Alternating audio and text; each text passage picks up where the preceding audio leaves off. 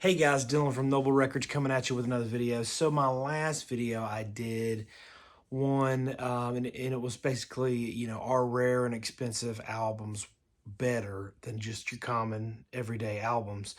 And kind of the whole point of that video, if you want to go back and watch it, I thought it was pretty good. But the whole point of it is that, some collectors spend thousands of dollars on some records when there's some really common killer stuff that's $10, $20 or whatever.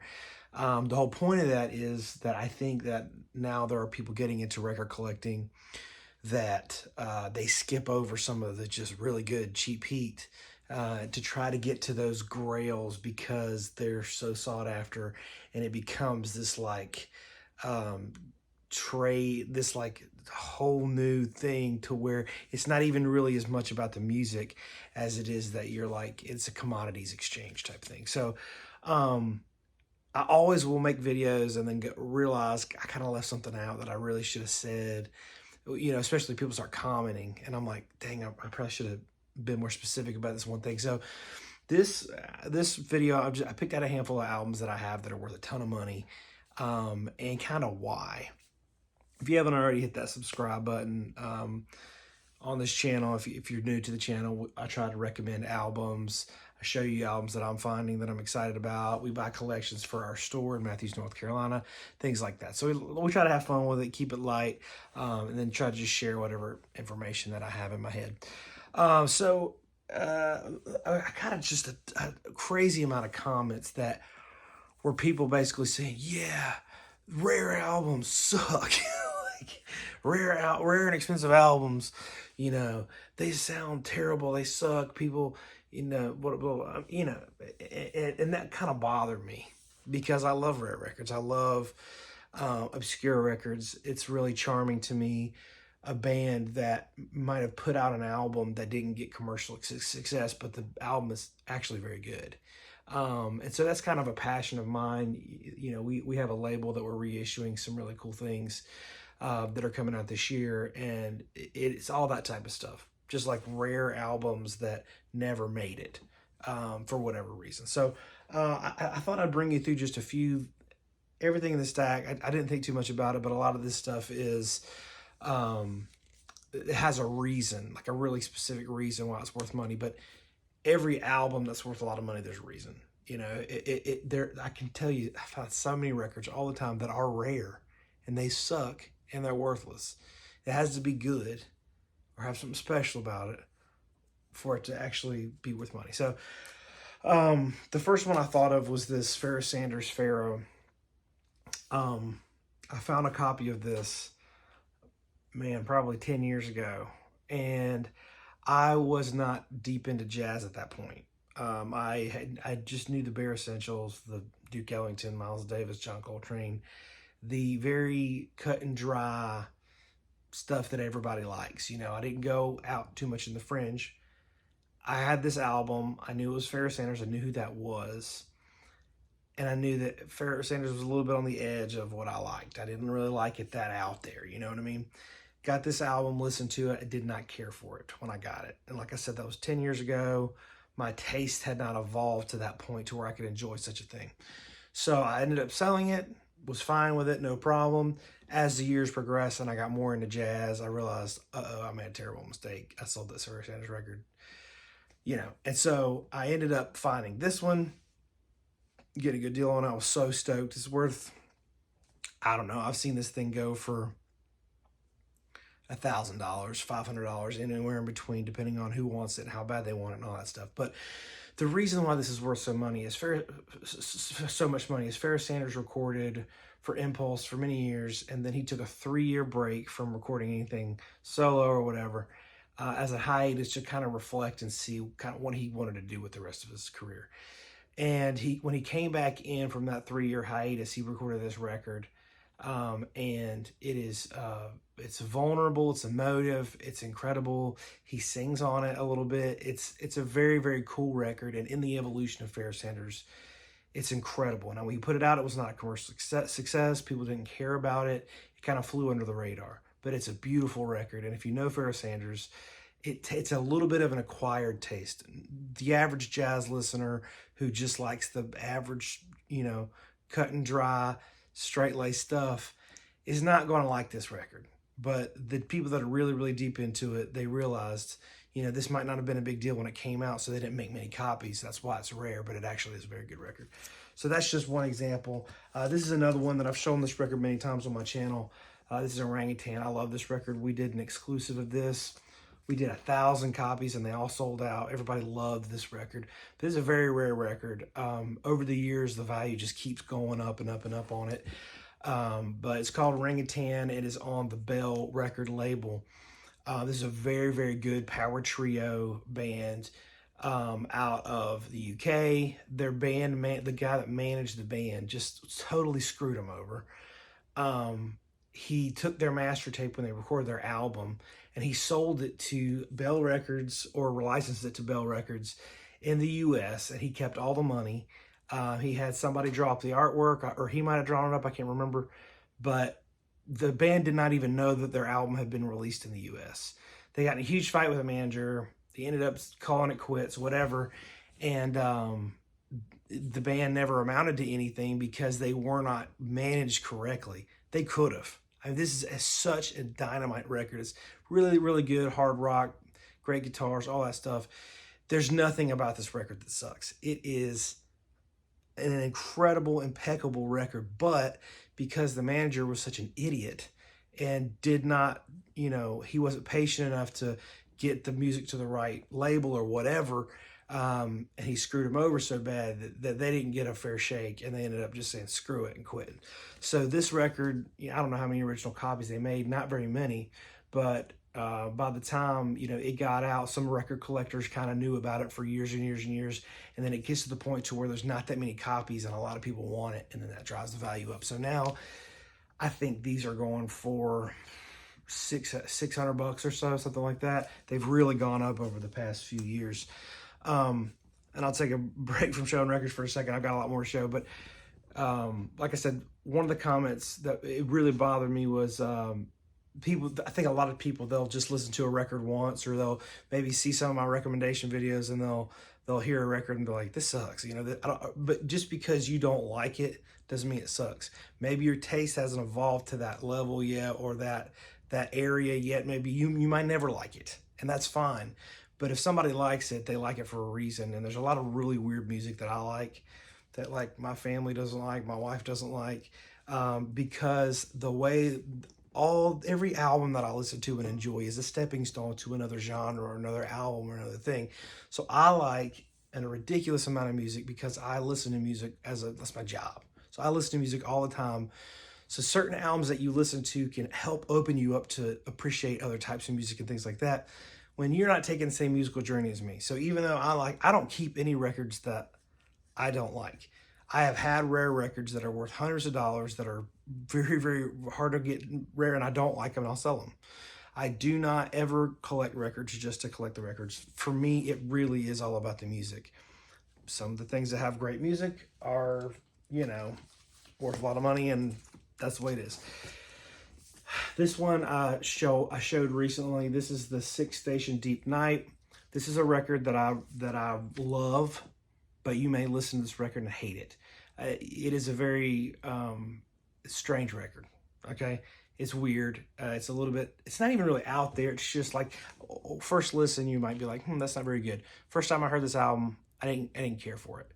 It was okay, but I just didn't. I think I listened to it online or had a reissue or something. I can't remember, but it wasn't very good. I didn't like it. And then I started getting into it. I really like weird rock and roll records that come out of the church. I love stuff like that. So this is a Catholic priest had recorded this album in a chapel, like in the middle of the night. And it's just such a cool record. It's a cool story.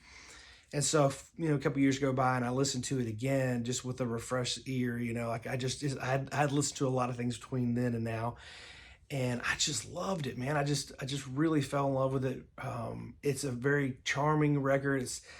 It's catchy. There's something to it that I like, and I can't even really put it into words. I just really enjoy it. So it's a rare record. The value for it has gone up over the years.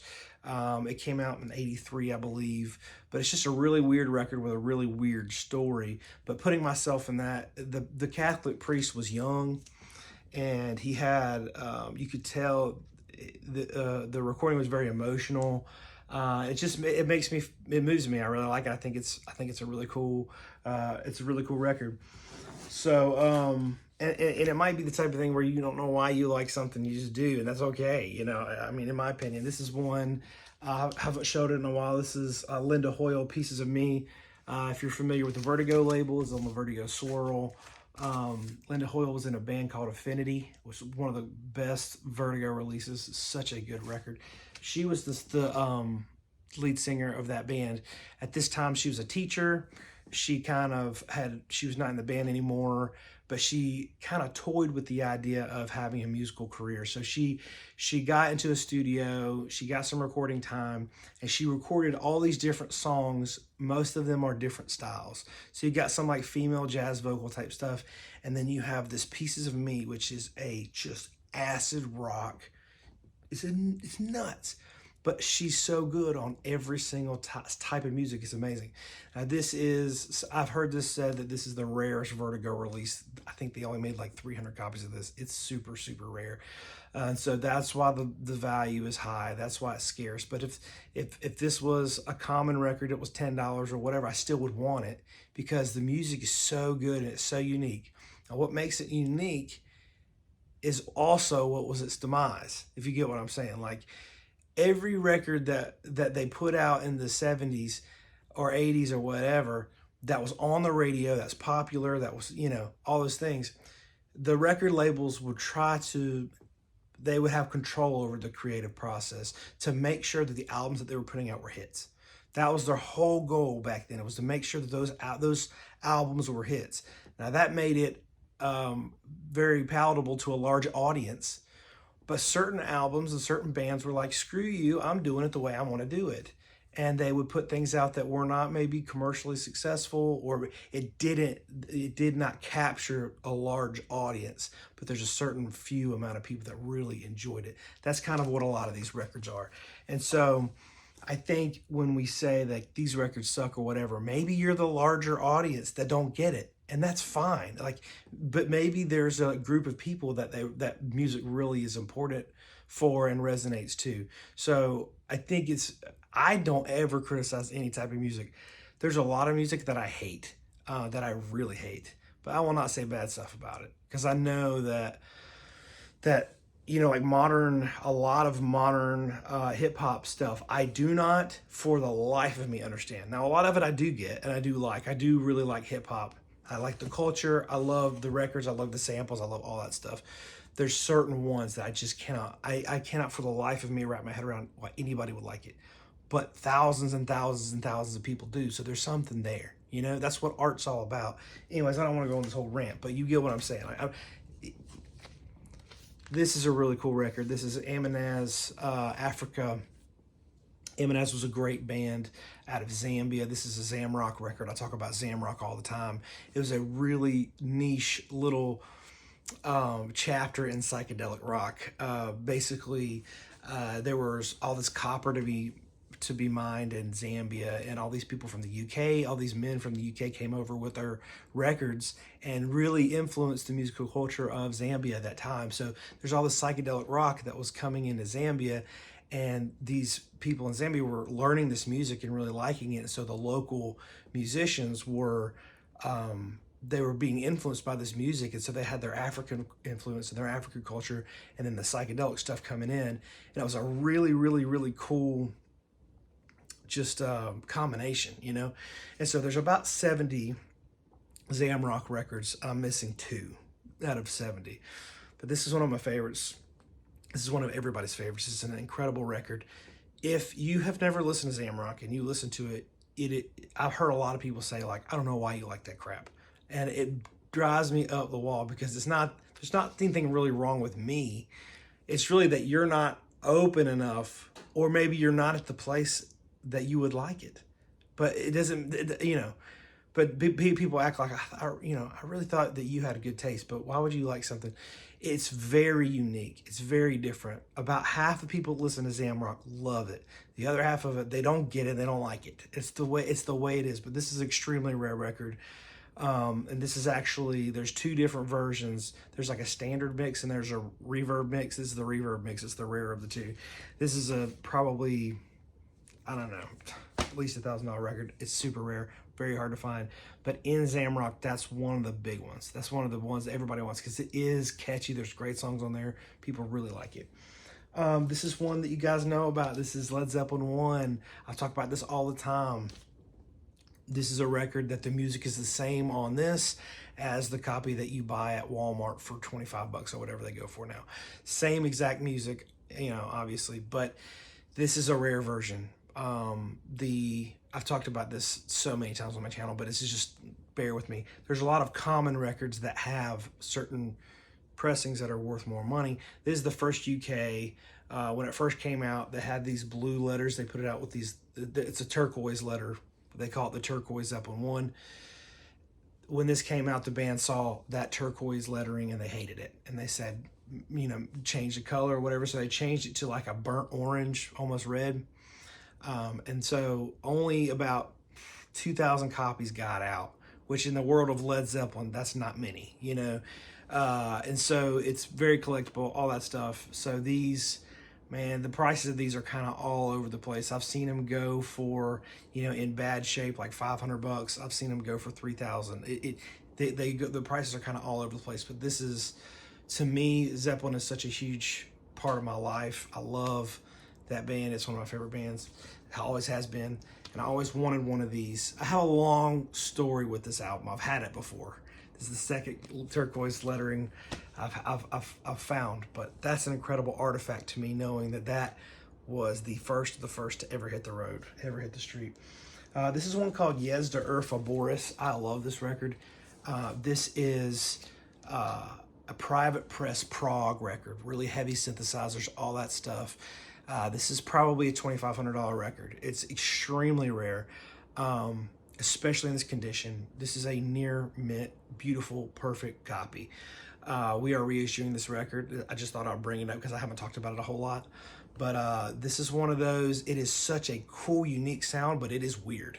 And not everybody in the world is going to like it. But if you like synthesizers, you like far out prog, it tells a story. It's a saga all the way through, but it is mind-blowing to me. I love this record. From the moment I heard it, I immediately loved it, but I probably would not have liked it had I not listened to all the King Crimson and Yes and Gentle Giant and stuff like that kind of prepared me to get to this place. So this is out there. It's crazy, but the original copies, I talked to the band, I think they only made 200 or 300 copies originally, and they're super scarce, very rare, but they're worth this much because it's a very good record, but it only appeals probably to a small audience. When it first came out, a major label would not have heard any hits on this record, so they wouldn't have plugged it. They wouldn't have tried to sign them or anything like that. They were just like, So, and some of the bands, they didn't want to be controlled by a label, so they didn't even try to be on a major label. Like, this is self-released. They went and got this made. They knew somebody that did the recording, that produced it for them and did all the recording and all that stuff.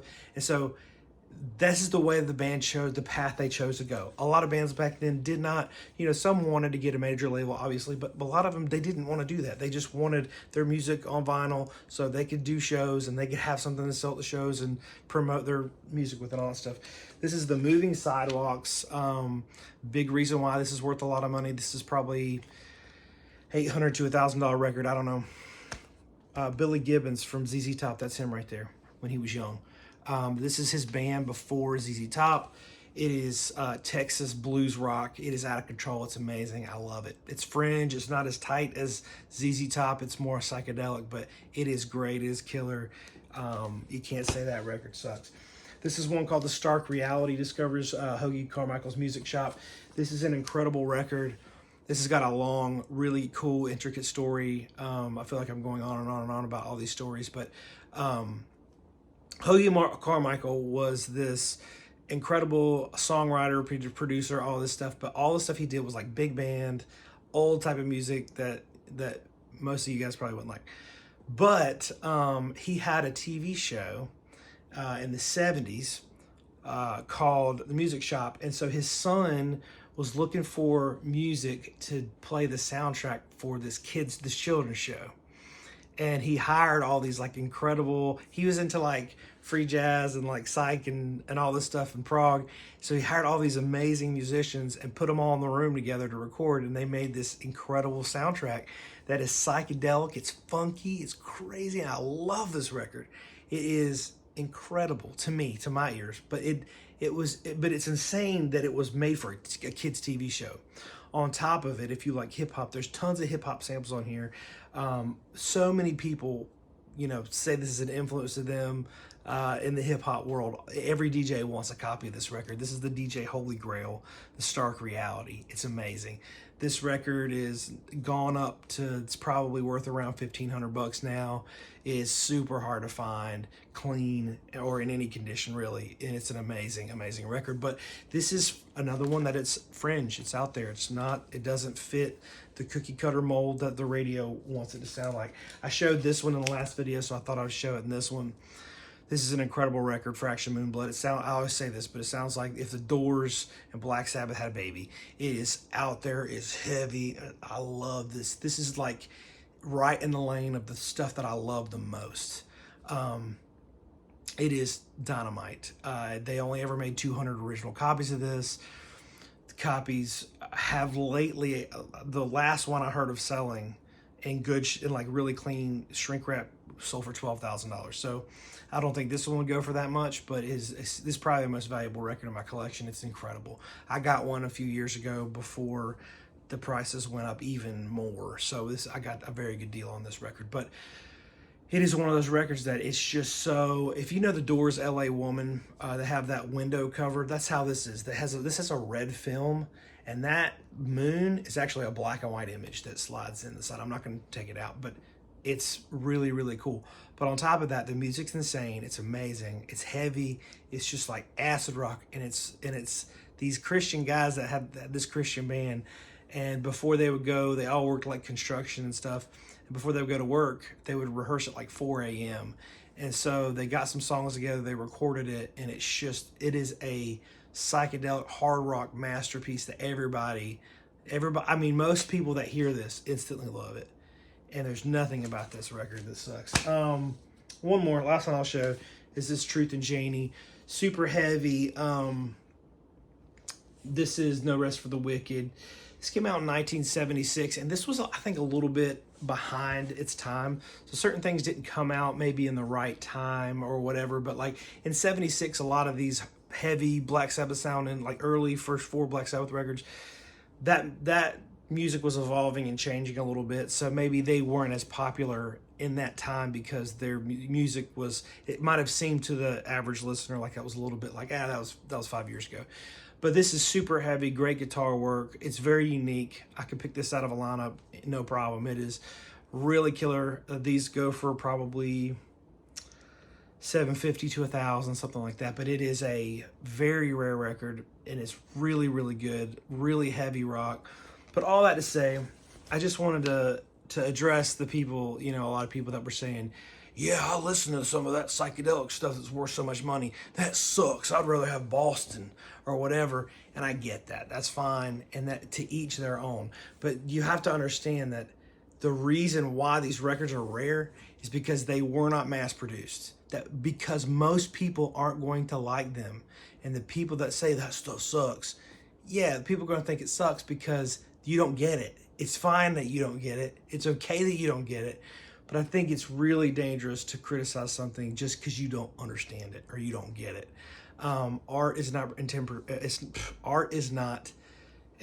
the same way by everybody. I can see a piece of art and someone think, "What the heck is that?" and I love it, or I hate it, and somebody else love it. It's just, that's the beauty of art. It doesn't hit everybody the same way. So anyways, I hope you guys enjoyed this video and my little rant about rare records. Let me know what you have to say in the comments, and give some of these a chance. If you never heard them, I would encourage you, any of these, to look them up, listen to them with an open mind, and I think that you would enjoy them as well. You don't have to go try to find original copies or anything like that. I'm a psychopath. That's why I found them. But I hope you guys enjoyed it. We'll see you guys next time.